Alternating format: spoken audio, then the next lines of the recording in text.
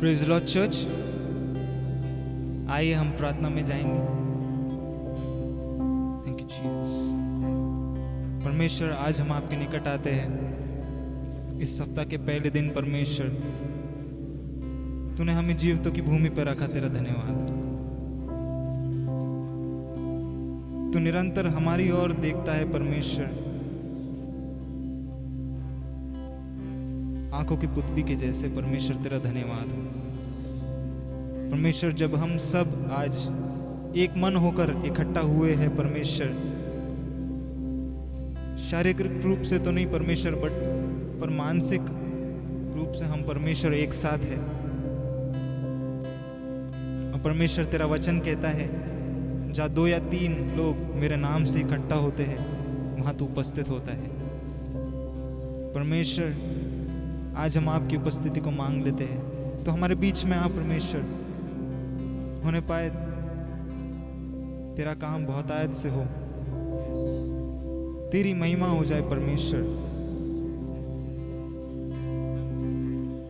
जैसा तेरा वचन कहता है, यहोवा की स्तुति करो, उससे प्रार्थना करो, सब जाति में उसके बड़े कामों का प्रचार करो और कहो कि उसका नाम महान है। आमीन। उस परमेश्वर का नाम महान है चर्च। क्यों ना आज हम एक मन होकर उसकी स्तुति, उसकी आराधना करें, क्योंकि परमेश्वर का वचन कहता है कि परमेश्वर का आत्मा ऐसे लोगों को ढूंढता है जो आत्मा और सच्चाई से उसकी आराधना करें। आमीन। क्यों ना हम अपने जगहों पर खड़े हो जाए, जहां पर भी हम हैं, और उस परमेश्वर को स्तुति दे, क्योंकि उसका नाम महान है।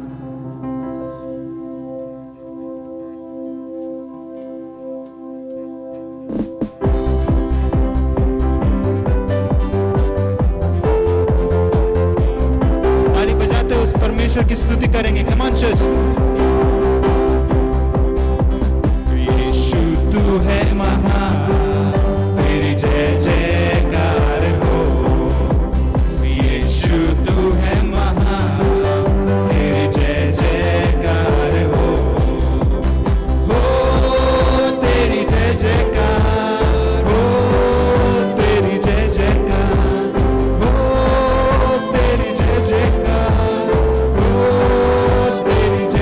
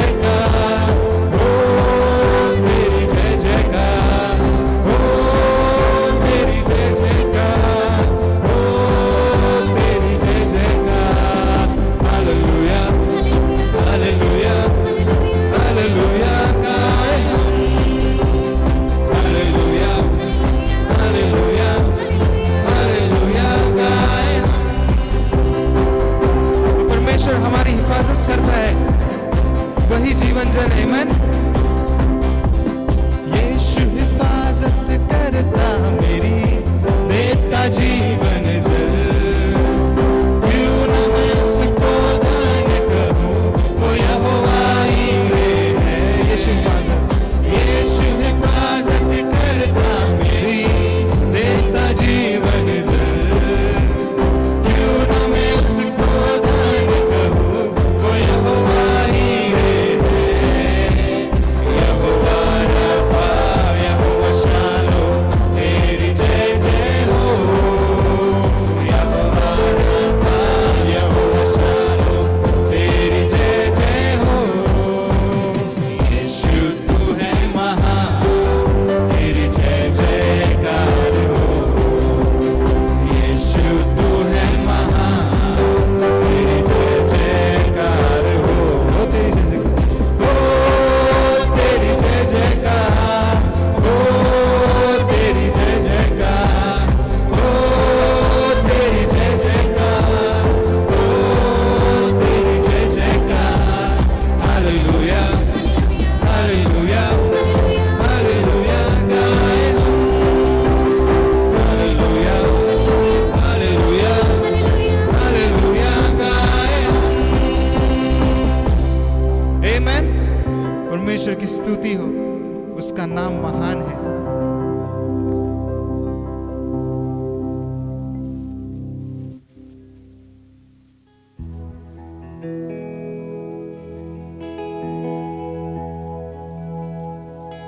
चर्च, उस परमेश्वर के लहू में वो सामर्थ है जो हमें पापों से छुड़ा सकता है। उसके लहू में वो सामर्थ है जो सारे बंधनों से हमें छुड़ा सकता है, क्योंकि वो जिंदा खुदा है। और अगर आज आप उस पर भरोसा करते हैं तो आज आपको छुटकारा मिल सकता है। आमेन। चाहे कितनी भी रात छाई हो, चाहे मौत का साया ही क्यों ना हो, पर परमेश्वर का आत्मा, उसका लहू हमें बचा लेता है। वही एक परमेश्वर है जो हमें मृत्यु दंड से बचा सकता है। आमेन।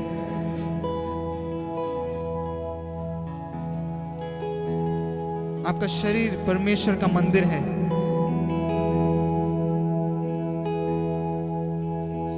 और हम सब परमेश्वर के लहू में ढापे गए। तो क्यों ना हम सब एक साथ उस परमेश्वर की स्तुति और उसकी महिमा करें।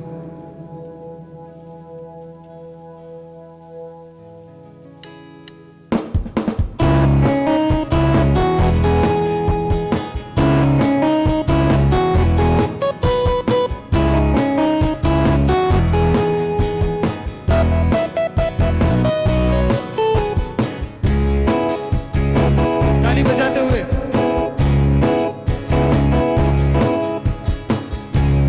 कैसे पहुंचे हम, क्या कोई राह है? पाप में डूबे खुदा तो पाक है। कैसे पहुंचे हम, कैसे पहुंचे हम, क्या कोई राह है? पाप में डूबे खुदा तो पाक है। इस गुलामी से कौन है जो हमें आजाद करे? ये दिल है उसकी तलाश में। Come on church, सामर्थ तेरे लहू में,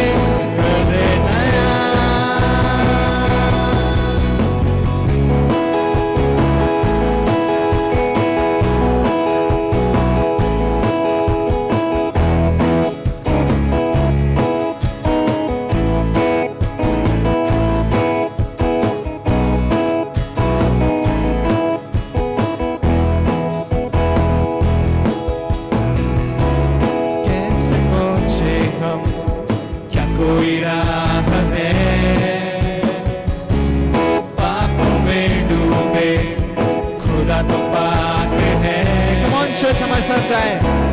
कैसे पहुंचे हम, क्या कोई राह है, पाप में डूबे खुदा तो पाक है।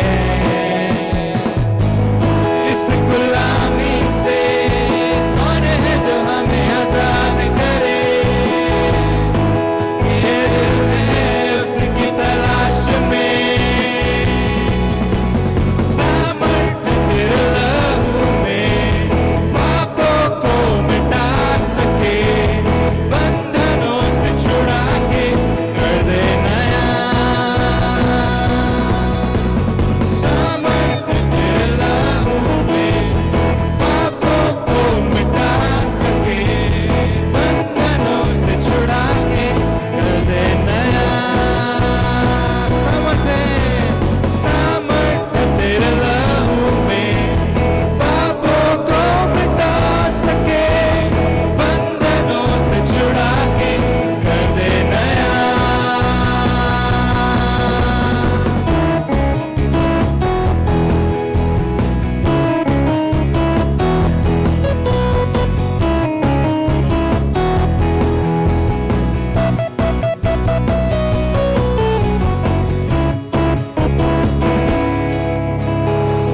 आमीन। परमेश्वर की स्तुति हो। वो महान परमेश्वर है, उसके लहू में वो सामर्थ है, आपको सारे बंधनों से वो छुड़ा सकता है अगर आप विश्वास करें तो।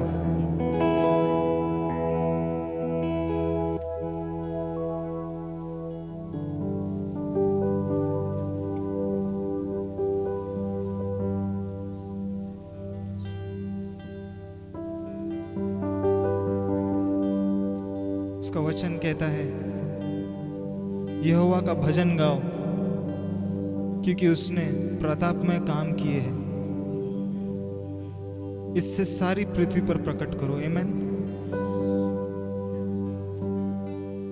जो परमेश्वर का वचन कहता है कि इसे सारी पृथ्वी पर प्रकट करो, तो क्यों ना हम उसकी स्तुति, उसकी आराधना करें और सारी पृथ्वी को पता चल जाए कि वो एक ही परमेश्वर है। क्योंकि उसका वचन कहता है एक दिन हर घुटना टिकेगा, हर जुबान कहेगी कि यीशु ही परमेश्वर है। आमीन चर्च।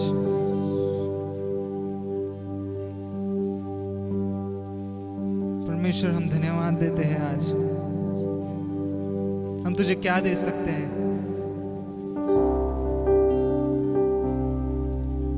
ये समंदर, ये नदियां, वो पहाड़ों के जानवर भी तो तेरे ही है परमेश्वर। मेरा घर, हम सब, हम खुद, परमेश्वर हम तेरे हैं।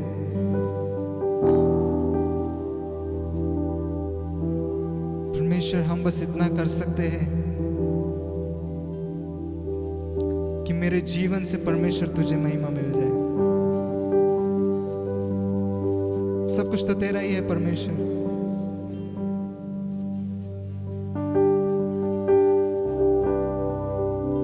Come on church, क्यों ना हम अपने हाथों को स्वर्ग की ओर उठाएं, क्योंकि वो परमेश्वर आपके ऊपर प्रेम से देखता है।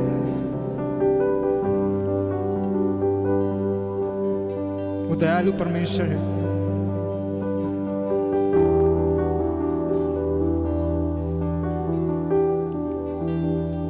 के ऊपर बड़े प्रेम से देख रहे हैं। जो कोई भी निराश है, जो कोई भी हताश है, मायूस ना हो, क्योंकि परमेश्वर आपसे प्रेम करते हैं। ये जीवन आपका नहीं है, वरन उस परमेश्वर का है जिसने अपने लहू से उसको मोल ले लिया है।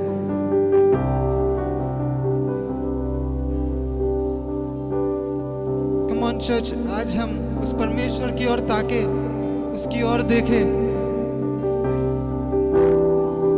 क्योंकि वो जीवित परमेश्वर है और वो आपको संभाल लेंगे।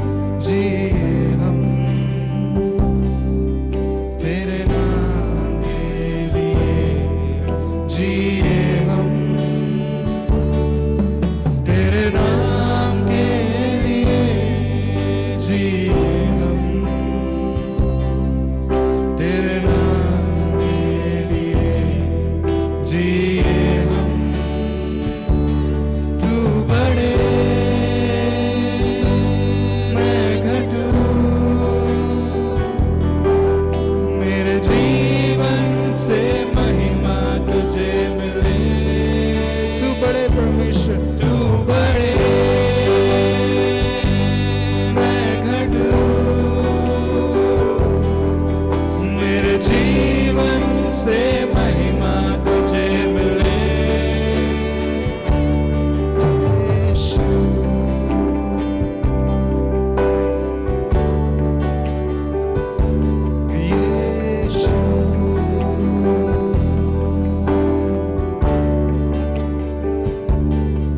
स्तुतियों के बीच में विराजमान प्रभु, तू बढ़े और मैं घटूं। Come on church. स्तुतियों के बीच में विराजमान प्रभु, तू बढ़े और मैं घटूं। तू बढ़े मैं घटूं, मेरे जीवन से महिमा तुझे मिले। तू बढ़े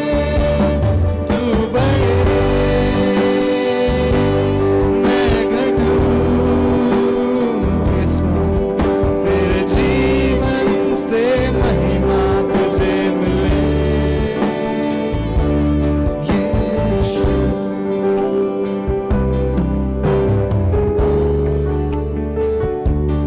यीशु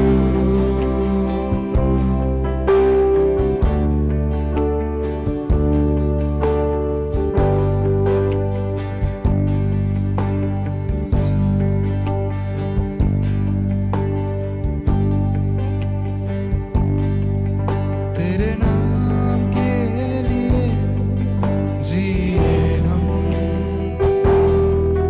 तेरे नाम के लिए जिए हम, तेरे नाम के लिए जिए हम, तेरे नाम के लिए जिए हम। तू बढ़े मैं घटूं, मेरे जीवन से महिमा तुझे मिले। तू बढ़े मैं घटूं, मेरे जीवन से महिमा तुझे मिले।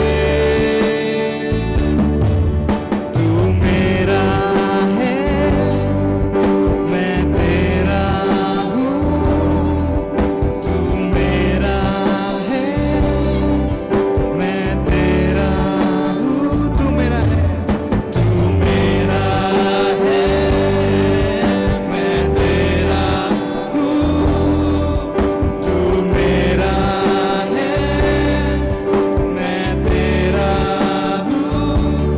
ए खुदा मेरे खुदा, मेरा जीवन तेरा खुदा। ए खुदा मेरे खुदा, मेरा जीवन तेरा खुदा। तू बढ़े मैं घटूं, मेरे जीवन से महिमा तुझे मिले। तू बढ़े मैं घटूं, मेरे जीवन से महिमा तुझे मिले। यीशु तेरे नाम में चंगाई है परमेश्वर, तेरे नाम में रिहाई है,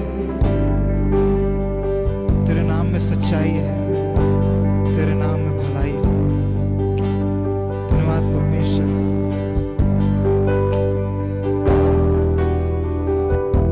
Come on church, इस परमेश्वर का धन्यवाद दे। आज अपने मुंह को खोले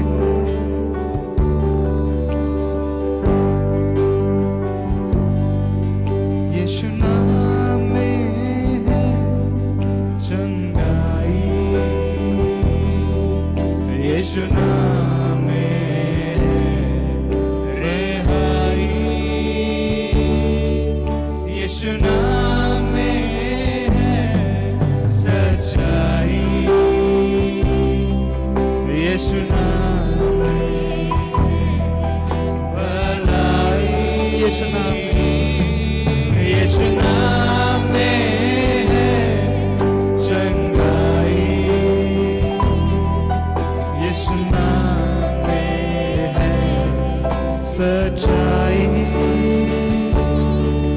यीशु नाम में है रिहाई, यीशु नाम में है भलाई। तू बढ़े मैं घटूं, मेरे जीवन से महिमा तुझे मिले। Come on church, तू बढ़े मैं घटूं,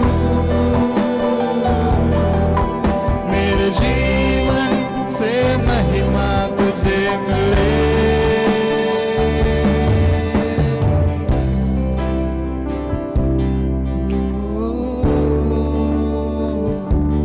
यीशु,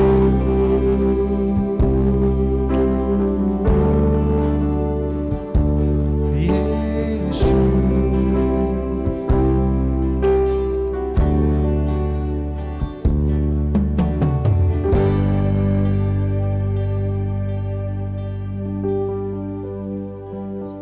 प्रभु धन्यवाद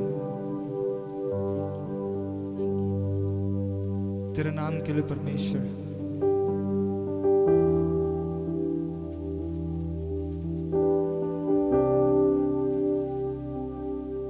तेरे चंगाई के लिए परमेश्वर, तेरे भलाई के लिए परमेश्वर।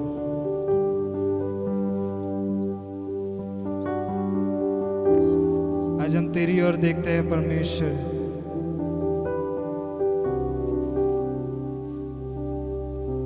तू जो चाहता है परमेश्वर वो हो जाए।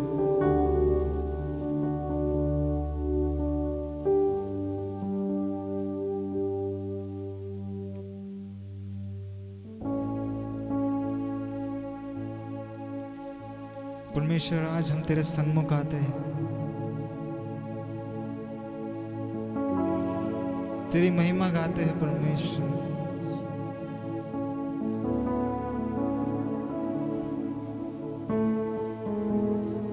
क्योंकि परमेश्वर तू ही हमारी आशा है।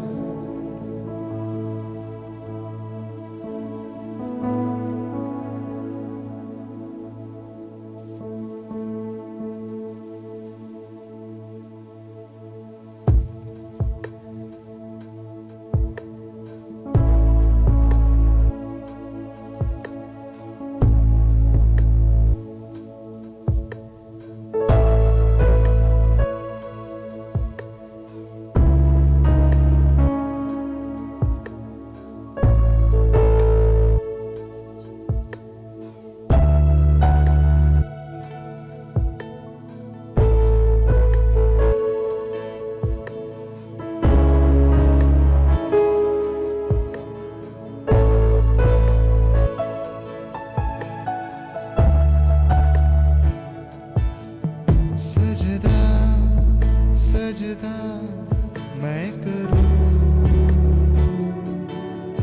सजदा सजदा मैं करूं, सजदा सजदा मैं करूं, सजदा सजदा मैं करूं। तेरे सन्मुख में आते प्रभु, तेरी महिमा गाते प्रभु, तेरे सन्मुख में आते प्रभु, तेरी महिमा गाते प्रभु। तू ही है आशा मेरे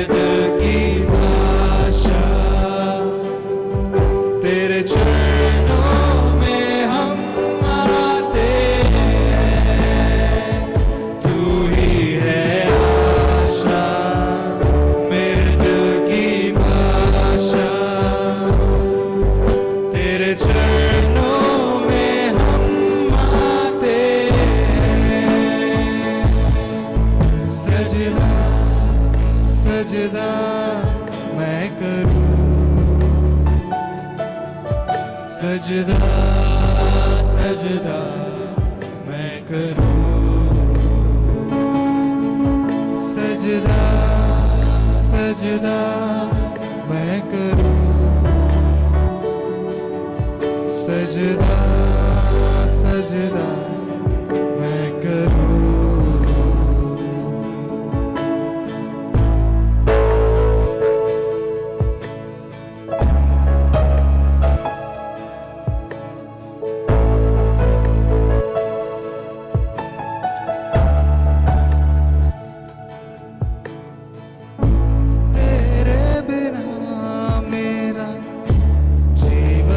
सुना था, तेरे बिना बड़ा धूप अंधेरा था, तेरे बिना मेरा जीवन सुना था, तेरे बिना बड़ा धूप अंधेरा था। अब हो गई रोशनी, बन गई जिंदगी, जीवन है कितनी हंसी। अब हो गई रोशनी, बन गई जिंदगी, ये जीवन है कितनी हंसी। सजदा सजदा मैं करूं, सजदा सजदा मैं करूं, सजदा सजदा मैं करूं, सजदा सजदा मैं करूं। तेरे सन्मुख में आते प्रभु, तेरी महिमा गाते प्रभु। तेरे सन्मुख में आते प्रभु, तेरी महिमा गाते प्रभु। तू ही है आशा, मेरे दिल की भाषा, तेरे चरणों में हम आते हैं। तू ही है आशा, मेरे दिल की भाषा, तेरे चरणों में हम आते हैं। सजदा सजदा मैं करूं, सजदा सजदा मैं करूं, सजदा सजदा मैं करूं, सजदा सजदा मैं करूं।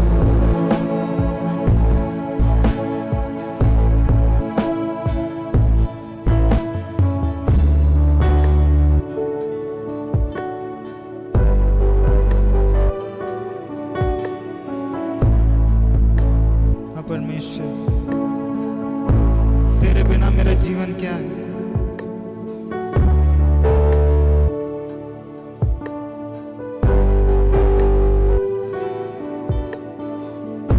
आज हम परमेश्वर ठहर जाते तेरे लिए,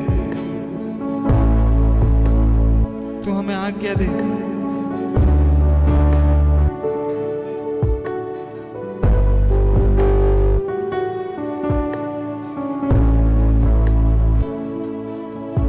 तेरे आने से रोशनी हो जाती है,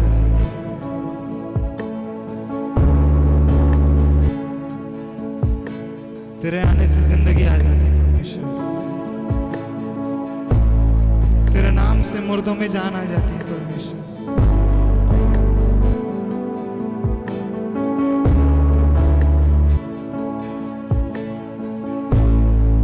तेरा धन्यवाद परमेश्वर।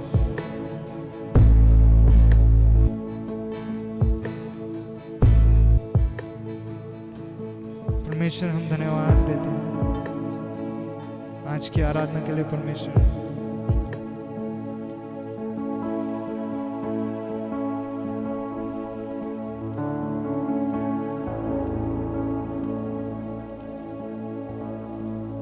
तेरा धन्यवाद देते हैं परमेश्वर, तो हमारे बीच में मौजूद है।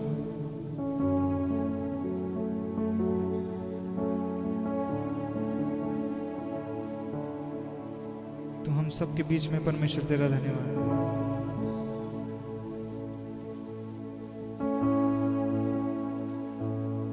सारी बातों को परमेश्वर तेरे हाथों में सौंपते हैं प्रभु। अभी के समय और आगे के समय को भी परमेश्वर तेरे हाथों में सौंपते हैं। जितने भी परमेश्वर आज तेरे नाम से यहाँ आए हैं, तुझ पर भरोसा रखकर परमेश्वर तुझसे आस लगाकर है परमेश्वर तेरा सजदा कर रहे हैं परमेश्वर, होने पाए तो उनके जीवन में आ जा परमेश्वर। एक नई रोशनी के साथ परमेश्वर हम सबको भर दे। होने पाए प्रभु हम एक नए रूप से, नई आंखों से तुझे देखने पाए। आगे के समय को भी परमेश्वर तेरे हाथों में देते हैं। जब तेरा वचन आता है परमेश्वर, होने पाए तेरी गहरी बातों को हम समझे। परमेश्वर जब तेरा दास हमें तेरे बारे में सिखाता है परमेश्वर, होने पाए परमेश्वर हम सारी बातें समझे। सारा महिमा आदर परमेश्वर हम तुझी को देते हैं। तेरा नाम ऊंचा हो जाए परमेश्वर, तू बढ़ जाए और हम घट जाए। इस छोटी सी विनती को मानते हैं, सुनो और कबूल कीजिए। आमीन, आमीन।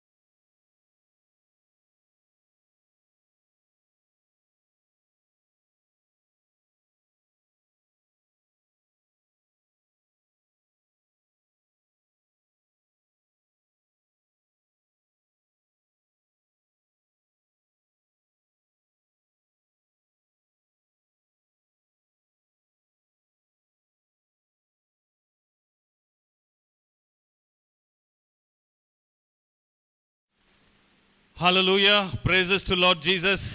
परमेश्वर पिता, पुत्र, पवित्र आत्मा की बड़ाई होवे। आज के इस दिन के लिए हम परमेश्वर का धन्यवाद करते हैं और हम सब विश्वास करते हैं आप सब अच्छे हैं, सुरक्षित है, आनंदित है परमेश्वर में और सुखी भी है। और जैसे आप सब खबर सुन रहे हैं, जल्दी से कलीसियाएं खुलने वाली है। आप सब्र रखिए, सही समय पर आपको जो है सूचना दे दी जाएगी। तब तक के लिए प्रार्थना में स्मरण रखें। और आप सबों का धन्यवाद जो नियमित रीति से आप हमारे साथ एकजुट हो जाते हैं प्रार्थना में, आराधना में और खुदा के कलाम से सीखने के लिए, आगे बढ़ने के लिए कलीसिया एकजुट होकर है। दुआओं में, प्रार्थनाओं में, सब बातों में खुदा की महिमा हो। हालेलुया। सो परमेश्वर की स्तुति हो। आज का विषय है वेटिंग अपॉन द लॉर्ड, परमेश्वर की बाट जोहना। मैं एक छोटा सा वाक्य, एक इंसिडेंट आपके सामने रखना चाहता हूं। अक्सर मैं गाड़ी चलाते समय थोड़ा तेज चलाता हूं और बहुत जल्दी में भी रहता हूं। और एक बार मेरे साथ अक्सर ऐसा, ज्यादातर ऐसा होता नहीं है, बट एक बार ऐसा हो गया, एक बार क्या बहुत बार हो गया मेरे साथ में, कि जब एक के बाद एक लाल सिग्नल, लाल बत्ती हर बार जब सामने आ जाती है तो मैं रुक जाया करता था। लेकिन कई बार बहुत जल्दी में होने के कारण मैं रुक नहीं पाया, मैं अधीर हो गया और मैंने कई बार जो है सिग्नल तोड़ा है। और एक बार ऐसा ही हो गया कि मैं बहुत जल्दबाजी में था और मैंने बहुत एक मुख्य जगह पर सिग्नल तोड़ दिया था। तब हमारे जो पुलिस अधिकारी भाई साहब है, उन्होंने मेरे को बड़े मोहब्बत के साथ हाथ दिखाकर साइड में ले लिया और मैं एक शब्द भी नहीं कह पाया और मैंने चालान भर दिया चुपचाप से। कुछ भी नहीं कहा मैंने, क्योंकि मुझे समझ में आ गया था कि गलती मैंने की है। और उन्होंने भी कुछ नहीं कहा, सब कुछ खामोशी से हो गया। मुझे इतना मालूम है कि मेरी जेब कट गई। सो देखिए, ये बात सच है कि जो इंतजार है वो हमको अक्सर अधीर कर देता है, इम्पेशेंट कर देता है। और इंतजार वाकई में मनुष्य को अधीर कर सकता है। परंतु इंतजार में कुछ अच्छी बातें भी है जो की जा सकती है और उसके द्वारा सीखी भी जा सकती है। आज जो परमेश्वर की बाट जोने की बात है, बाट जोने का मतलब इंतजार करना होता है। To wait upon the Lord, ठहरे रहने का मतलब है। यीशु मसीह इस बात से अवगत था जब पुनरुत्थान के बाद उसने अपने शिष्यों को यरूशलेम में ही ठहरे रहने की आज्ञा दी। उसने कहा कि यरूशलेम को न छोड़ना। इस तरह से प्रेरितों के काम में हम देखते हैं पहले अध्याय में और उसकी 4 आयत में लिखा है, और उनसे मिलकर उन्हें आज्ञा दी, यरूशलेम को न छोड़ो परंतु पिता की उस प्रतिज्ञा के पूरे होने की बाट जोहते रहो जिसकी चर्चा तुम मुझसे सुन चुके हो। क्योंकि यूहन्ना ने तो पानी में बपतिस्मा दिया है, परंतु थोड़े दिनों के बाद तुम पवित्र आत्मा से बपतिस्मा पाओगे। और वे पवित्र आत्मा से बपतिस्मा प्राप्त करने का इंतजार कर रहे थे। हो सकता है कि सारे शिष्य जो है उत्तेजना और अपेक्षा के साथ उस स्थिति में वे अपने कोठरी में जब थे, हो सकता है कि शिष्य ये समझ रहे हो कि यीशु मसीह ने उनको केवल इंतजार करने को कहा था, वह उनसे कुछ करने को नहीं कहा था। परंतु हम देखते हैं कि शिष्यों ने प्रार्थना करने में समय व्यतीत किया। 14वीं आयत में आप देख सकते हैं कि ये सब कई स्त्रियां और यीशु मसीह की माता मरियम और उसके भाइयों के साथ एक चित्त होकर प्रार्थना में लगे रहे। सो वे प्रार्थना में लगे रहे, अपना समय व्यतीत किया। वे खाली सिर्फ इंतजार ही नहीं कर रहे थे, बट दे वर प्रेइंग। और वचन से सूचित होकर उन्होंने एक और काम किया था, उन्होंने यहूदा के स्थान पर एक नए चेले को या एक नए शिष्य को उसका चुनाव किया था, क्योंकि 12 चेलों में से एक स्थान रिक्त रह गया था। और उन्होंने परमेश्वर के नाम से चिट्ठी डाली और लिखा है कि चिट्ठी मतिया के नाम से निकली। 26वीं आयत में आप इसको देख सकते हैं पहले अध्याय में। और जब वे एकजुट होकर प्रार्थना और आराधना कर रहे थे, वे एकजुट होकर प्रार्थना और आराधना कर रहे थे, तब हम वचन में देखते दूसरे अध्याय में 1 से 4 में इसका वर्णन है, एक्ट्स चैप्टर 2 वर्स 1 to 4, कि पवित्र आत्मा उन पर उतरा।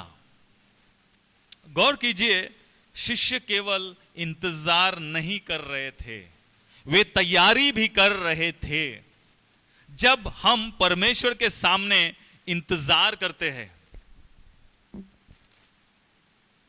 इसका अर्थ यह नहीं है कि हमें कुछ भी नहीं करना है। देखिए, बात को समझिए, इस बैलेंस को समझना है। आपको जब परमेश्वर में आप बाट जोते हैं, जब आप परमेश्वर का इंतजार करते हैं, उसके लिए ठहर जाते हैं, इसका मतलब यह नहीं है कि आप कुछ भी नहीं करें। और वहीं दूसरी ओर इसका अर्थ यह भी नहीं है कि आप बहुत अधीर होकर, इंपेशेंट होकर आगे बढ़ जाए। यदि आप परमेश्वर के लिए ठहरे हैं, आप उसकी बाट जोड़ रहे हैं, सो आप अपनी तैयारी में प्रार्थना आराधना कर सकते हैं। और यही नहीं, परमेश्वर क्या करने वाला है इसकी अपेक्षा करते हुए हम परमेश्वर की संगति का आनंद ले सकते हैं। आप जब परमेश्वर के साथ फेलोशिप करते हैं, संगति करते हैं, दुआएं करते हैं, प्रार्थनाएं करते हैं, तब आप आत्मविश्वास से भरते हैं, आशा से भर जाते हैं, विश्वास से भर जाते हैं, और आपको खुदा परमेश्वर स्वयं ये खातरी देता है कि वह अद्भुत काम करने वाला है। कितनी बार मैंने इसका अनुभव किया, कितनी बार परमेश्वर के लोगों ने, आप लोगों ने इसका अनुभव किया है। तो भी कई बार हम अधीर हो जाते हैं, हम डगमगाने लग जाते हैं, क्योंकि इंतजार करना किसी को पसंद नहीं। इंतजार हमें अक्सर अधीर कर देता है। सो हम देखते हैं कि बदले में हमें चाहिए कि हम संगति में बने रहें। कई बार लोग इंतजार करते, बाट जोते हैं, मैं भी करता हूं, आप भी करते हैं, बहुत सी बातों का, परमेश्वर के कार्यों को हम देखना चाहते, खुदा के हाथ को हम बढ़ते हुए, कार्य करते हुए, उसके आश्चर्य कर्म को देखना चाहते हैं। परंतु जो इंतजार की घड़ियां है, क्या हम उसे प्रार्थना में गुजार रहे हैं? क्या हम आराधना में गुजार रहे हैं? क्या हम वह कर रहे हैं जिसके लिए परमेश्वर ने हमें तैयार होने के लिए कहा है? यह अति आवश्यक है कि हम इसको समझें। और जब हम प्रार्थना आराधना में, खुदा की संगति में, उसके कलाम में समय को गुजारते हैं,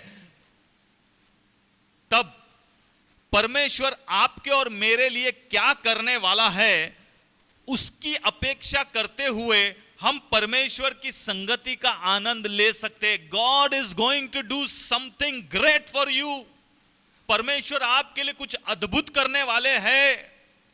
इस बात का एहसास, इस बात का आत्मविश्वास आपके अंदर अपने आप परमेश्वर डालना शुरू कर देगा, और आप जो है विश्वास की वाणी आपके मुख से निकलना शुरू हो जाएगी।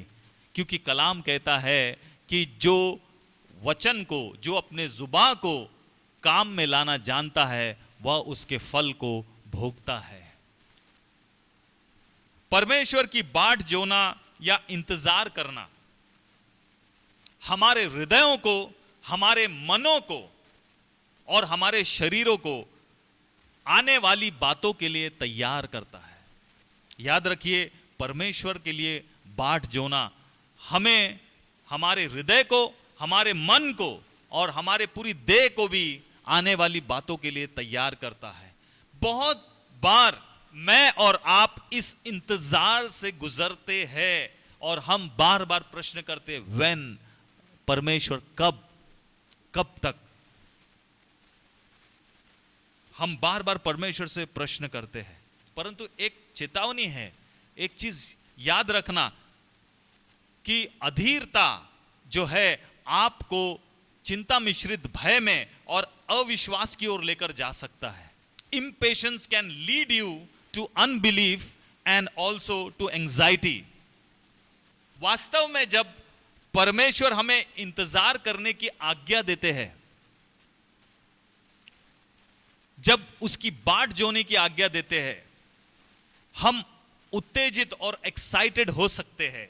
जैसे कि हमने यहां पर देखा प्रेरितों का काम पहले अध्याय 4 आयत में, उसने उनसे मिलकर आज्ञा दी, यरूशलेम को न छोड़ो परंतु पिता की उस प्रतिज्ञा के पूरे होने की बाट जोहते रहो। उस प्रतिज्ञा की, किसकी? परमेश्वर पिता की प्रतिज्ञा की पूरी होने की बाट जोहते रहो। पिता ने यह आज्ञा दी है, यीशु मसीह ने उसकी पुष्टि की है, और यीशु मसीह भी चेलों को कह रहे हैं, बाट जोहते रहो, प्रतिज्ञा के पूरे होने की बाट जोहते रहो। परमेश्वर के अजीजों, मेरा और आपका परमेश्वर जिंदा परमेश्वर है। वो पाक और पवित्र है, वो सच्चा परमेश्वर है।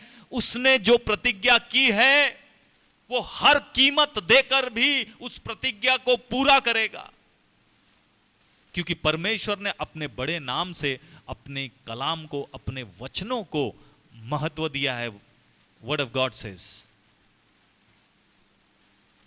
हम उस पे भरोसा कर सकते हैं। सो जब खुदा मुझे और आपको आज्ञा देता है, हम उत्तेजित हो सकते हैं, हम एक्साइटेड हो सकते हैं, ये जानकर कि परमेश्वर पर और हमारे लिए उसकी योजनाओं पर हम भरोसा रख सकते हैं।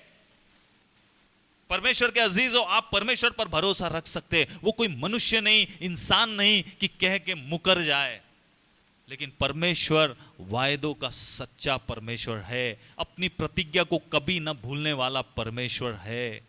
1000 पीढ़ियों तक भी अपनी वाचा को पूरा करने वाला परमेश्वर है। आकाश और पृथ्वी टल जाएगी, परंतु उसका कलाम, उसका वचन, एक बिंदु भी उसमें से टलने वाला नहीं है। सो जब कभी आप और मैं प्रार्थना करते हैं, दुआ करते हैं, तब हम कह सकते हैं कि परमेश्वर, जब मैं संघर्ष से होकर गुजरता हूं, तो मुझे याद दिलाए कि इंतजार करने का समय व्यर्थ नहीं है, परंतु आप मुझे मेरे जीवन में आपके प्रेम से भरे कार्यों को प्रकट होने में मेरी सहायता करें। याद रखें, पहला पत्रस 5वां अध्याय 6वीं और 7वीं आयत में खुदा का कलाम हमें क्या कहता है?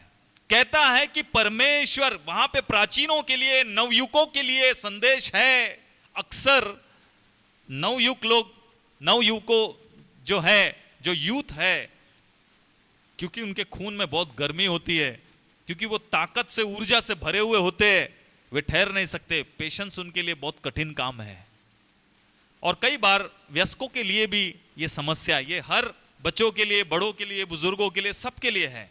परंतु अधिकतर आप देखेंगे इसको जो सामना, इसमें जो संघर्ष है नवयुवकों का ज्यादा है। वहां कलाम में परमेश्वर का वचन हमें सिखाता है, संदेश है हमारे लिए कि परमेश्वर के बलवंत हाथ के नीचे दीनता से बने रहो, तब वो उचित समय पर तुम्हें उठाएगा। मेरे जिंदगी में इस कलाम ने कार्य किया है। परमेश्वर ने ठहरना सिखाया, इतना आसान नहीं था। परमेश्वर के बलवंत हाथ के नीचे दीनता से ठहरे रहना, उचित समय पर वो आपको और मुझको उठाएगा। क्योंकि पदोन्नति जंगल की ओर से, उत्तर दक्षिण की ओर से नहीं आती, सेनाओं के यहोवा की ओर से आती है। और यही नहीं, वो कहता है आगे वचन में कि अपनी सारी चिंता उसी पर डाल दो, अपनी सारी चिंता परमेश्वर पर डाल दो। क्यों? क्योंकि उसको तुम्हारा ध्यान है। Cast all your cares upon the Lord, क्योंकि परमेश्वर को तुम्हारा ध्यान है। बाइबल में अलग अलग जगह पर बाट जोने के शब्द का जो अर्थ है, उसको अलग अलग तरह से प्रस्तुत किया गया है। उसके कुछ बातों को हम देखेंगे। जैसा पहले अगर आप देखते हैं, आप भजन निकाल सकते हैं और उसके 37वां अध्याय 37 चैप्टर वर्स 7 7वीं आयत कहती है, यहोवा के सामने चुपचाप रह।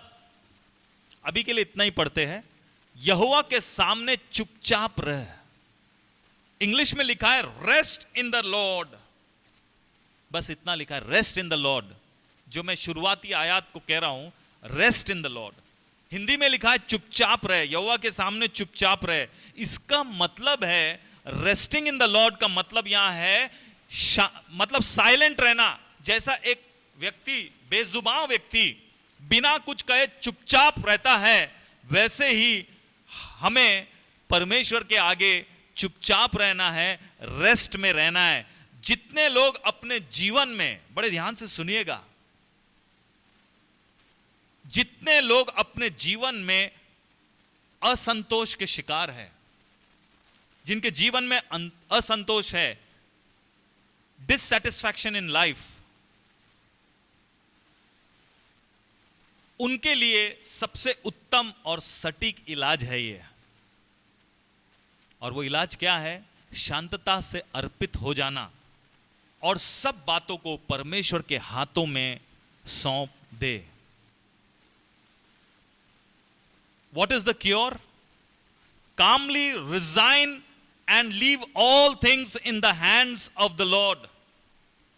जितने आज परमेश्वर के कलाम को सुन रहे हैं, आज ही इसी घड़ी यह आपके लिए चंगाई और छुटकारे का समय हो सकता है। यदि आप परमेश्वर के कलाम को सुनेंगे और उसको मानेंगे भी, और उसके अनुसार यदि आप करेंगे भी। तो मैं एक बहुत गंभीर समस्या का जिक्र आपसे करने जा रहा हूं। आज जितने मुझे सुन रहे हैं, निश्चित तौर पर ऐसे लोग हैं जिनको अतड़ियों की समस्या है, पेट की समस्याएं हैं, कमर की समस्याएं हैं, पाचन की समस्याएं हैं, जिसको हम एसिडिटी भी कहते हैं। है या नहीं है? बहुत से है। और सिर्फ यही नहीं है, आज केवल बहुत से लोग इस समस्या से केवल जूझ ही नहीं रहे हैं, परंतु बहुत से लोग इस रोग और समस्या के लिए अपने आप को तैयार भी कर रहे हैं। आप कहेंगे मैं क्या कह रहा हूं? मैं आपको सही बात कह रहा हूं। यह जो समस्या है, इसका कोई इलाज नहीं है। अगर आप जो इस समस्या की जो जड़ है, अगर आप उसको समझ नहीं सकेंगे, तो आप कितनी भी गोलियां खाइए, कितने भी पैसे लुटाइए, आप कितना भी इलाज कर लीजिए, लेकिन जब तक आप इन समस्याओं को जड़ से उखाड़कर अपने जीवन से नहीं फेंकेंगे, आप चंगे नहीं हो सकते। क्योंकि परमेश्वर के पास आने वालों को विश्वास करना चाहिए, तभी वह विश्वास करने वालों के लिए कार्य भी करता है। याद रखिए, परमेश्वर प्रभु यीशु मसीह उन स्थानों पर कार्य नहीं कर सके जहां पर लोगों ने विश्वास नहीं किया। सो आज आपको और मुझको विश्वास करना अवश्य है। मैं एक बात आपको कलाम से बता दूंगा, कलाम से इसका मैं आपको समस्या की जड़ बता दूंगा। आज आप मेरे साथ हो लीजिए। खुदा का कलाम हमें इस बात के विषय में जरूर हमें प्रकाश में ले आएगा और हम इसकी जड़ को समझ सकेंगे। अय्यूब की पुस्तक हम खोल लेंगे। अय्यूब ने अपने अंतिम कथनों में जो आखिरी बातें हैं, जो उसने आखिरी बात कही, आप हमेशा हंसते हैं मैं आखिरी बात कहता हूं तो, है ना, मुस्कुराते हैं कम से कम।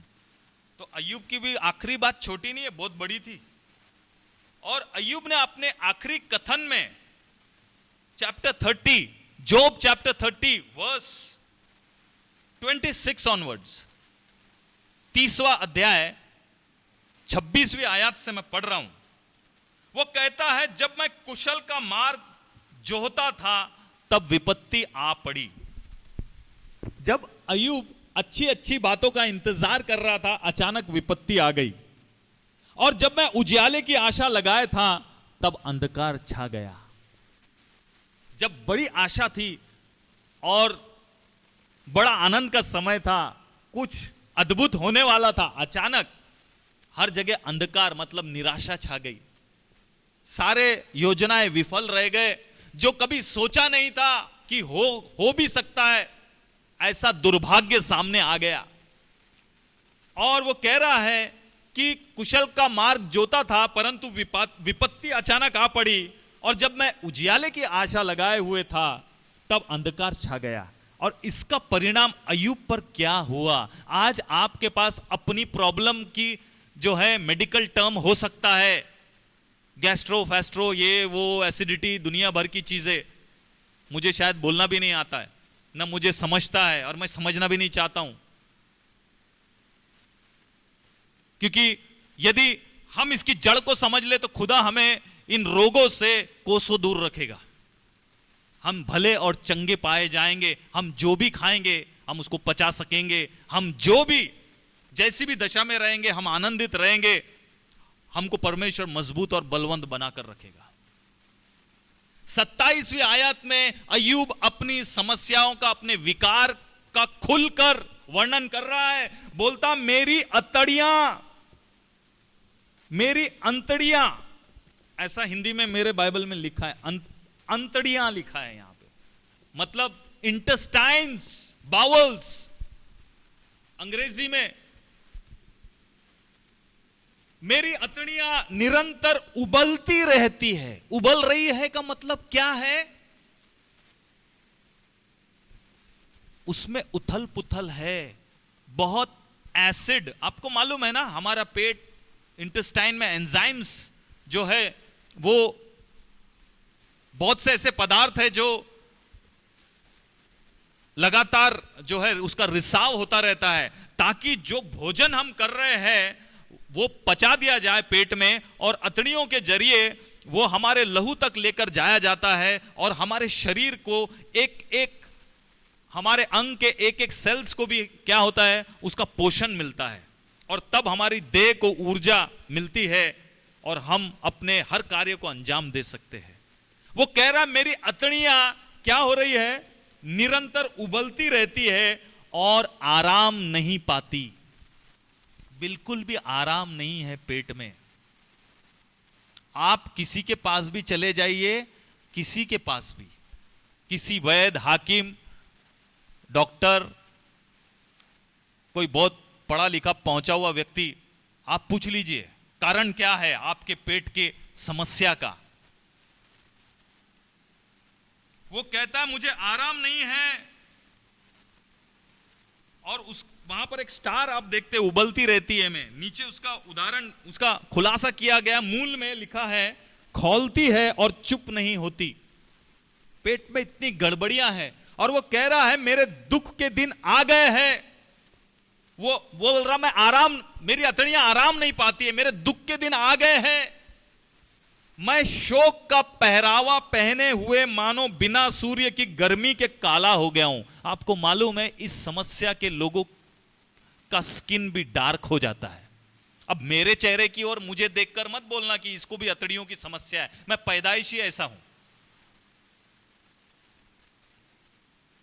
आप समझ रहे, यह हकीकत है। जिनको अतड़ियों की समस्या है, आप देखेंगे उनकी चमड़ियां भी जो है धीरे धीरे काली होनी शुरू हो जाती है। अय्यूब इस बात का वर्णन कर रहा है कि मैं धूप में नहीं घूम रहा हूं जिसके कारण मेरे को टैन हो जाए, मेरा स्किन डार्क हो जाए, लेकिन वो कह रहा है कि मैं शोक का पहरावा पहने हुए मानो बिना सूर्य की गर्मी के काला हो गया हूं, उदासी के कारण। और 30वीं आयत में भी कहता है मेरा चमड़ा काला होकर मुझ पर से गिरता जाता है। स्किन शेड हो रहा है, चमड़ी गिर रही है, और ताप के मारे मेरी हड्डियां जल गई है। हड्डियों में भी अर्थराइटिस की समस्या है, कमर की समस्या है, बैकबोन की समस्याएं, निचले भागों में कमर की समस्याएं, वो कह रहा है गीदड़ों में और शुतुरमुर्गों में उसकी गिनती हो गई है। गीदड़ शुतुरमुर्ग यहां कह रहा है, इंग्लिश में अगर आप देखेंगे इसका अनुवाद है कि जो रात के जो जानवर है जो रोते हैं, गीदड़, जैकॉल्स आप कह सकते हैं या आप हाइनास कह सकते हैं अंग्रेजी में। क्षमा चाहते हैं, कुछ टेक्निकल प्रॉब्लम्स के कारण जो है मैं समझता हूं शायद वचन में आप मिस कर गए। मैं फिर से रिपीट करूंगा 2 मिनट पहले से। अय्यूब में हम देखते हैं कि कैसे अय्यूब इस बात का वर्णन कर रहा है कि उसको उसकी अतड़ियों में समस्या आ गई है और उसकी जो चमड़ी है वह भी जो है काली पड़ गई है, हड्डियां भी जल गई है। अक्सर आप देखेंगे कि ये समस्या वाले जो है ये समस्या इतनी तीव्र है कि ये आपके चमड़ी को काला कर देती है, ये आपके हड्डियों को भी जला देती है। और इस समस्या की जड़ तक पहुंचना जरूरी है, क्योंकि समस्या की जड़ क्या है? सप्रेसिंग टीयर्स, आपके दबे हुए आंसू, जो आंसुओं को आप दबा कर रख रहे हैं, अत्यधिक उदासी, दबे हुए डर, बहुत ज्यादा उदासी में रहना, बहुत ज्यादा भयभीत होना भविष्य को लेके, हम क्या खाएंगे, क्या पिएंगे, बच्चों का क्या होगा, भविष्य का क्या होगा, नौकरी का क्या होगा, शादी का क्या होगा, घर का क्या होगा, दुनिया भर की चिंता, दबे हुए डर, एंजाइटी, जिसको हम चिंता मिश्रित भय कहते हैं। जो इन प्राणियों को पालते हैं, मैं कहूंगा उनको ये समस्याएं हो जाती है, अतड़ियों की, हड्डियों की, चमड़ियों की, और कठोरपन नहीं हो रहा है।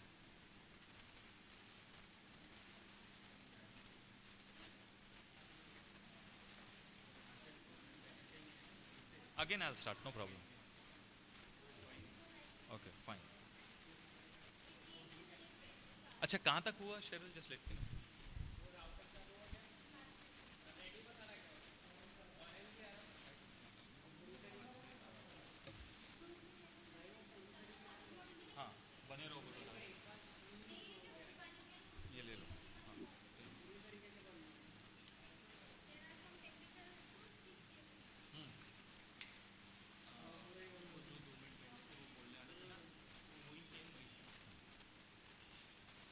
लास्ट में क्या है बेटा?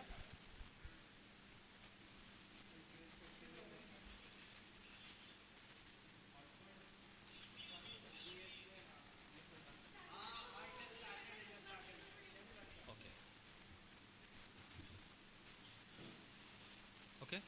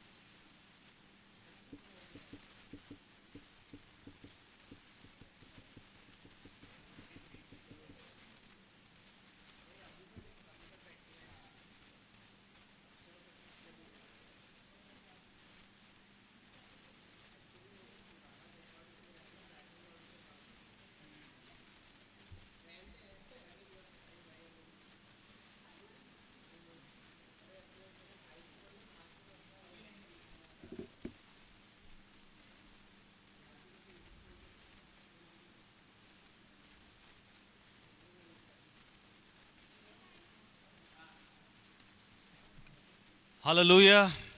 क्षमा चाहते हैं, कुछ तकनीकी समस्याएं आ गई थी। मैं वापस वहां से शुरू करूंगा जहां से आप मिस आउट कर गए थे।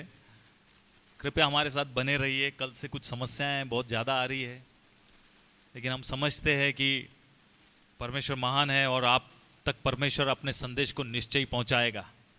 हम देख रहे थे कि अय्यूब के जीवन में किस प्रकार से वो अपनी समस्या के विषय में कह रहा है कि उसे अतड़ियों की समस्या हो गई, उसे उसका चमड़ा भी जो है वो काला पड़ गया, और अय्यूब बता रहा है कि उसकी हड्डियां भी जल गई है। ये इसके पीछे ये समस्या इतनी तीव्र है कि इसका असर आपके चमड़ी पर भी होता है, इसका असर आपकी अतड़ियों पर भी होता है, इसका असर आपकी हड्डियों पर भी होता है। अर्थात हर तरफ से आपको यह नुकसान, गहरा नुकसान पहुंचा सकता है। इस समस्या की जड़ पता करना अवश्य है। क्या है इसकी समस्या की जड़? अय्यूब अपनी समस्याओं में इतना जूझ रहा था, इतनी समस्याओं से इतनी तकलीफ और पीड़ा झेल रहा था। यदि आप देखेंगे इस समस्या की जड़ जो है वो है आंसुओं को दबा कर रखना, सप्रेसिंग योर टीयर्स, अपने आंसुओं को दबा कर रखना। जब आप आंसुओं को दबा कर रखते, सिसकने लगते हैं, अपने आप को रोक कर रखते हैं बहुत ज्यादा, तब आपको यह समस्या हो सकती है। अत्यधिक उदासी, बहुत ज्यादा उदास रहना, इसके अलावा दबे हुए डर, जिसको हम एंजाइटी कहते, चिंता मिश्रित भय, एंजाइटी में चले जाना, भविष्य को लेकर अनिश्चित रहना, कल क्या होगा, कैसे होगा, क्या करेंगे, ये सब बातें जो है आपको इस बीमारी की ओर लेकर जाती है। कठोरपन, अर्थात दबी हुई न क्षमा करने की भावना। आपके जीवन में कोई ऐसा विलन है जिसको आपने ऊपर से तो कहा कि मैंने माफ कर दिया, लेकिन आप अक्सर उसको याद कर करके आप अक्षमा की भावना रखते, बोलते ये मुझसे नहीं हो सकेगा, मैं उस व्यक्ति को कभी क्षमा नहीं कर पाऊंगी। और यही कारण है ऐसे हालातों से गुजरने वाले अक्सर पेट की अतड़ियों की समस्याओं से और कमर के निचले भाग के तकलीफ से गुजरते हैं। इसलिए कलाम कहता है रेस्ट इन द लॉर्ड, यहोवा के सामने चुपचाप रह। Resting in the will of God, resting का मतलब resting in the will of God, परमेश्वर की इच्छा में खामोशी से बने रहना, सब कुछ परमेश्वर के हाथ में छोड़ देना, अपनी इच्छा से नहीं लेकिन परमेश्वर की इच्छा से चलना। दूसरी बात अगर आप देखेंगे, विलाप गीत में भी इसका वर्णन है, 2 अध्याय और 18वीं आयत में, और वो है, वहां पर लिखा है, वे प्रभु की ओर तन मन से पुकारते हैं, हे सियोन की कुमारी, अपने आंसू रात दिन नदी के समान बहाती रहे, तनिक भी विश्राम न ले, न तेरी आंखों की पुतली को चैन, न तेरी आंखों की पुतली चैन ले। सो यहां पर जो आखिरी शब्द है चैन ले, वो है सीज। इंग्लिश में लिखा है give thyself no rest, let not the apple of thine eye cease। Cease शब्द का मतलब है छोड़ना या दूर रखना, आत्म प्रयास से दूर रखना। यहां पर जो यरूशलेम की शहरपना की बात कही गई है, नबी यहां पर कह रहा है कि वो दरअसल यरूशलेम परमेश्वर के लोगों का हृदय है, वहां के निवासियों का हृदय है, और वे सियोन की पुत्री की शहरपना उनको कहा गया है।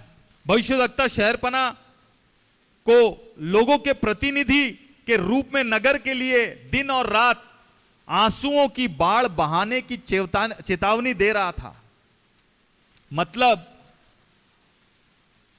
वो लोगों की ओर से, वो बाकी निवासियों की ओर से परमेश्वर के लोगों से कह रहा था कि वे आंसू बहाए, वे परमेश्वर के आगे अपने हाथों को फैलाए।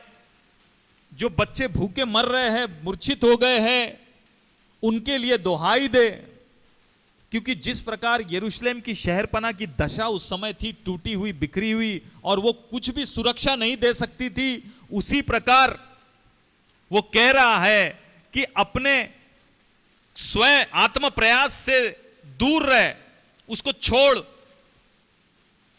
To leave self effort, cease from self effort. कि हम अपनी समझ का सहारा नहीं लेते, अपनी बुद्धि का सहारा नहीं लेते। इसका यह अर्थ नहीं है कि हम कुछ नहीं करते, लेकिन हम परमेश्वर में बने रहते हैं और परमेश्वर की शक्ति से आगे बढ़ते हैं। यशा नबी की पुस्तक उसके 23वें अध्याय में भी हम देख सकते हैं, वहां पर भी सोर के विषय में संदेश है।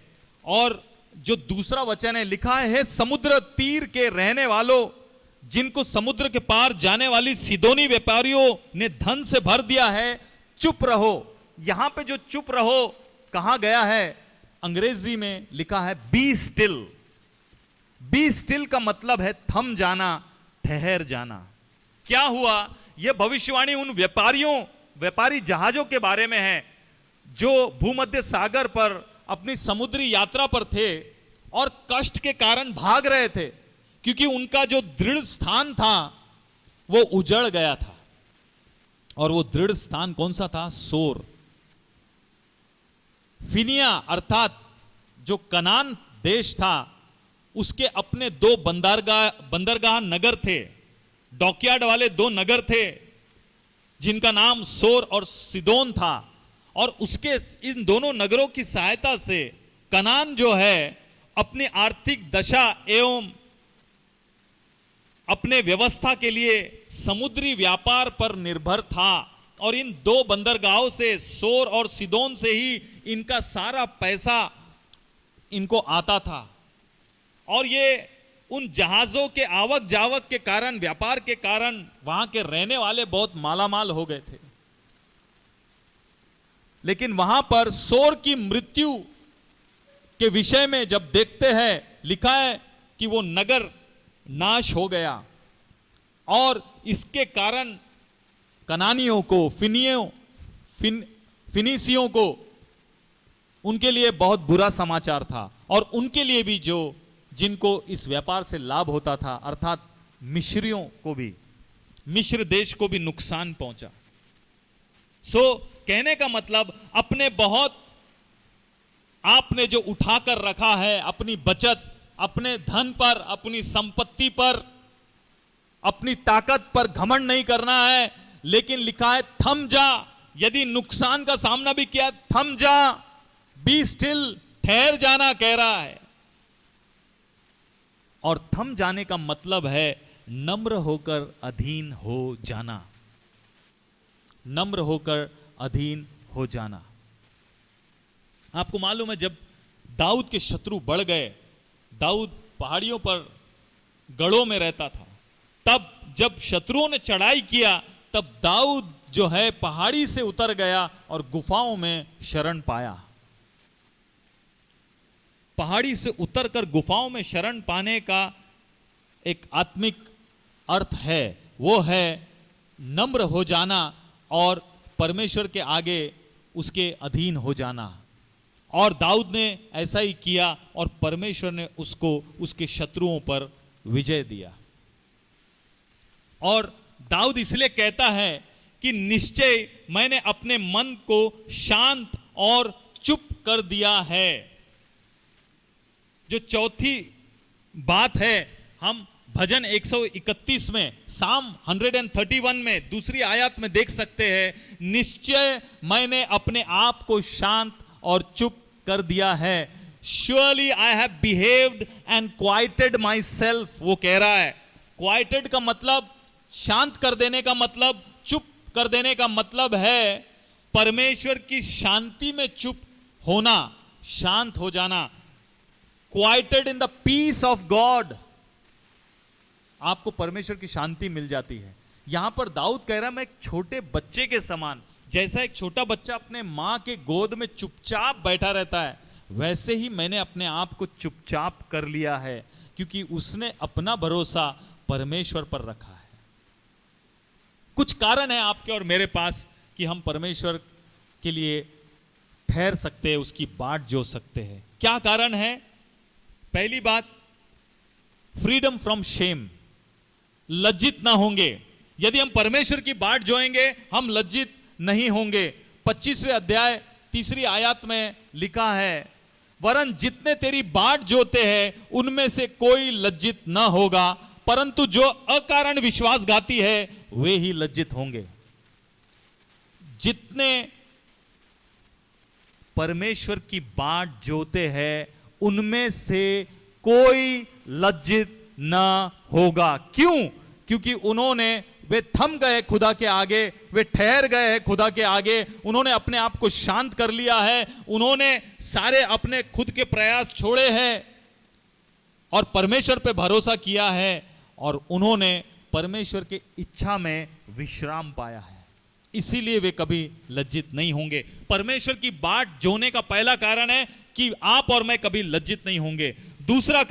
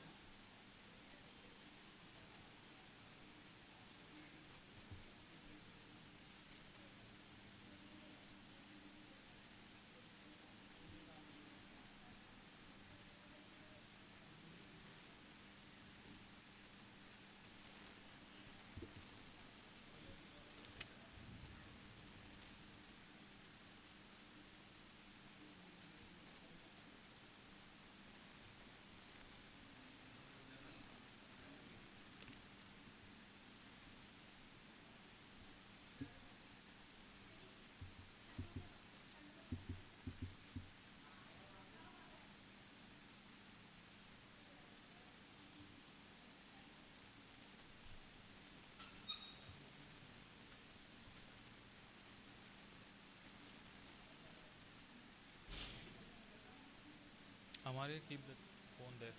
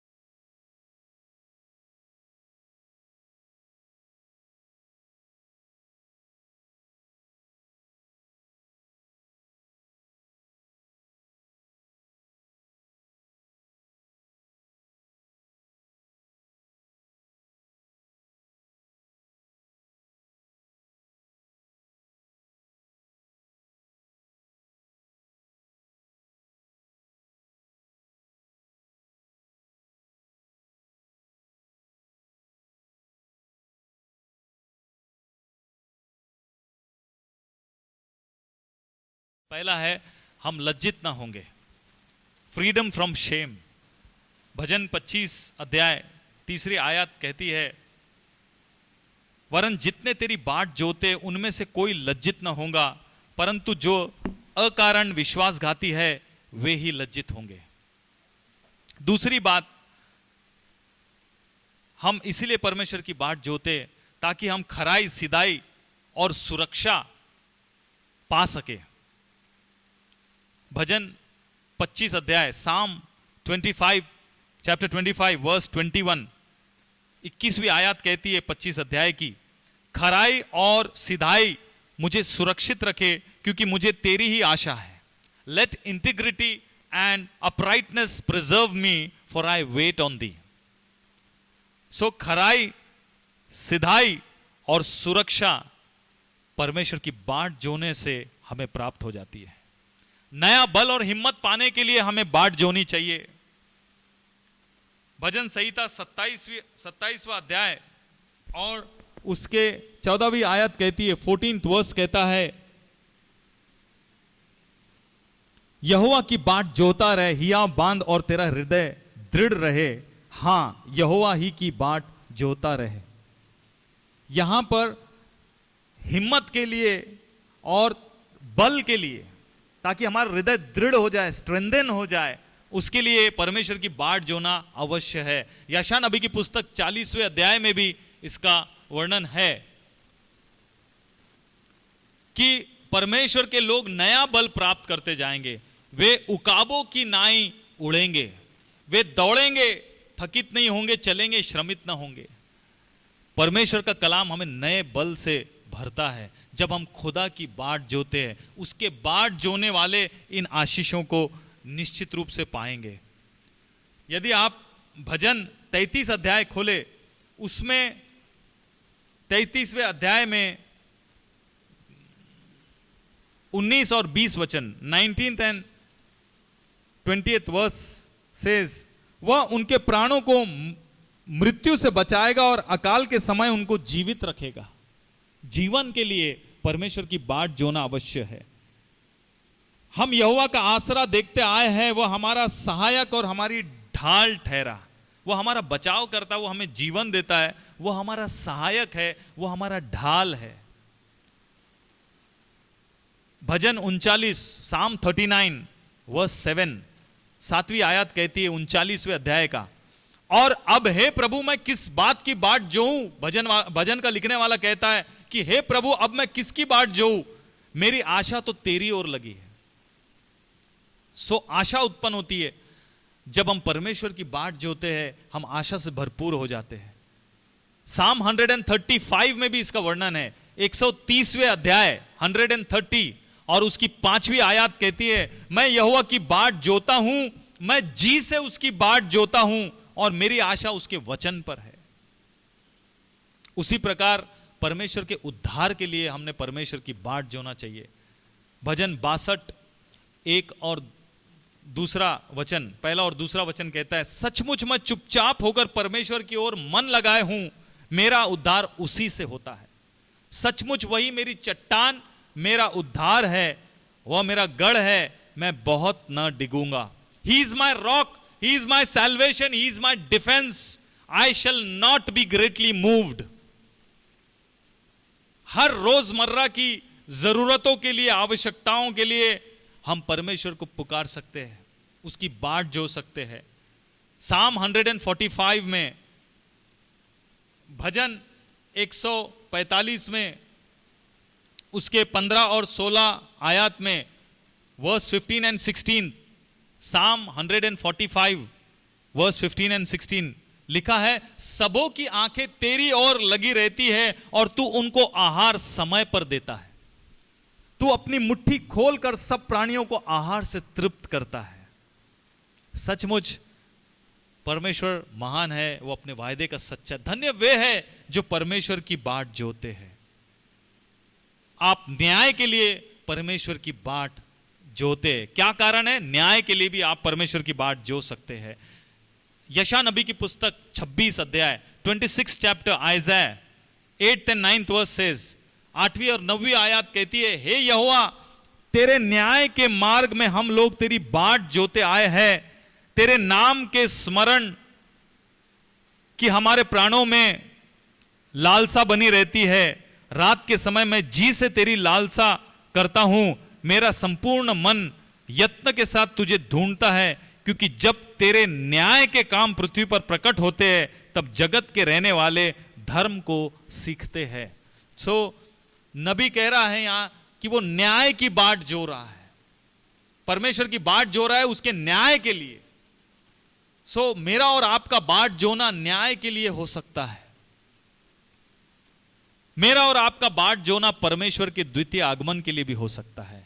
जैसे लूका 12:36 में, लूक चैप्टर 12 वर्स 36 में लिखा है, और तुम उन मनुष्य के समान बनो जो अपने स्वामी की बाट देख रहे हो कि वह ब्याह से कब लौटेगा, कि जब वह आकर द्वार खटखटाए तुरंत उसके लिए खोल दे।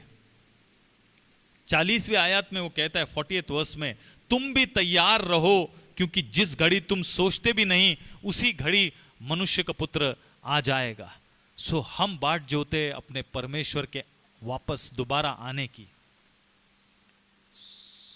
सो हम देखते हैं परमेश्वर के अजीजों, बाइबल में मसीह यीशु ने बहुत से आश्चर्य कर्म किए हैं, लेकिन एक आश्चर्य कर्म यदि मरकुस 5वें अध्याय का हम देखें 21वीं आयत से, तो वहां पर याईर नाम का आराधनालय का एक सरदार था जो यीशु मसीह की बाट जो रहा था।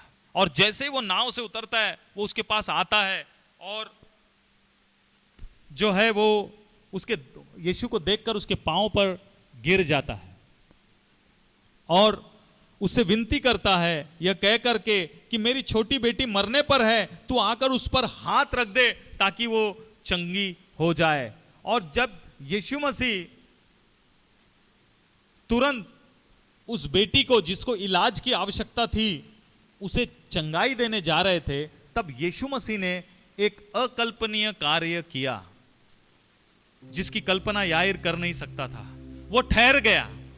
मरकुस 5:30 में लिखा है, जब एक 12 साल से जिस स्त्री को लहू बहने का रोग था उसने उसके वस्त्र को छू लिया, यीशु मसीह के भीतर से सामर्थ निकल गई और वो वहां ठहर गया और मुड़कर शिष्यों से पूछता है किसने मुझे छुआ। भीड़ की ओर देखने लगा और वो स्त्री घबराते हुए बाहर आती है, सामने आती है और यीशु मसीह बड़ी कोमलता से उससे बात करते और उसे पुत्री कहते, तेरे विश्वास ने तुझे चंगा कर दिया है। आप कल्पना कर सकते हैं कि याईर क्या सोच रहा होगा ऐसे समय पर कि हे यीशु, इस सब बात के लिए समय नहीं है, मेरी बेटी मरने वाली है। और तब उसी घड़ी जो उसका सबसे बड़ा डर था याईर का, वो उसके सामने आ गया। और तब घर से कुछ लोग आए और कहा कि प्रभु यीशु मसीह को अब दुख ना दे, गुरु को अब दुख ना दे, क्योंकि तेरी बेटी मर चुकी है। उसको खबर मिलती उसकी बेटी की मृत्यु हो गई, परंतु यीशु मसीह ने याईर की ओर मुड़कर उसे उत्साह के शब्द कहे। उसने कहा याईर से, मत डर, केवल विश्वास रख। तब वो उसके साथ उसके घर को गया और वहां तमाशबीनों के मध्य में जो यीशु मसीह का उपहास कर रहे थे, हंसी उड़ा रहे थे, यीशु मसीह ने बड़ी शांति के साथ उनको अनदेखा कर दिया। और याईर और उसकी पत्नी को, पतरस को, यूहन्ना, याकूब को लेकर घर के भीतर गया, किवाड़ लगाया, बंद किया दरवाजा और अपने हाथ को बढ़ाकर उस लड़की का हाथ पकड़ा और उससे कहा तलीता कुमी, जिसका अर्थ है हे लड़की, मैं तुझसे कहता हूं उठ। और वो तुरंत जीवित हो गई और वो उठकर चलने फिरने लगी। वहां पर यीशु मसीह ने प्रकट किया कि वह अति विलंब, कोई भी बात के लिए अति विलंब नहीं हो सकता। जो बातें परमेश्वर की इच्छा में शामिल है और जिन्हें प्रभु यीशु मसीह करने पर है, उन्हें समय सीमित नहीं कर सकता। रोमियो 5वां अध्याय 6वीं आयत में लिखा है, रोमन्स चैप्टर 5 वर्स 6, क्योंकि जब हम निर्बल ही थे तो मसीह ठीक समय पर भक्तिहीनों के लिए मरा। कितनी बार हम भी याईर के समान अनुभव करते हैं, जो हम करने की आशा रखते थे उसमें परमेश्वर ने यूं ही विलंब कर दिया हमें लगता है, परंतु परमेश्वर के साथ ऐसी कोई भी बात नहीं है, क्योंकि वो अब हमारे जीवन में अपना अच्छा और करुणामय कार्य पूरी करने में कभी देरी नहीं करता। देरी आपके और मेरी बुद्धि के अनुसार हो सकती है, लेकिन परमेश्वर के यहां कभी देरी नहीं है। वो तो समय का परमेश्वर है। परमेश्वर के अजीजों, आज किस बात की बाट जो रहे हैं? अपने भविष्य की, अपने चंगाई की, अपने परिवार में उद्धार की, अपने बिगड़े हुए संतानों को सही राह पर लाने की।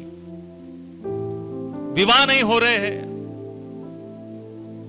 नौकरी नहीं मिल रही है, कर्ज दूर नहीं हो पा रहा, शत्रुता कम नहीं हो पा रही, घर में टूटे हुए रिश्ते हैं, कंगाली है, रोग पनप रहा है, झगड़े फसाद है, अशांति है।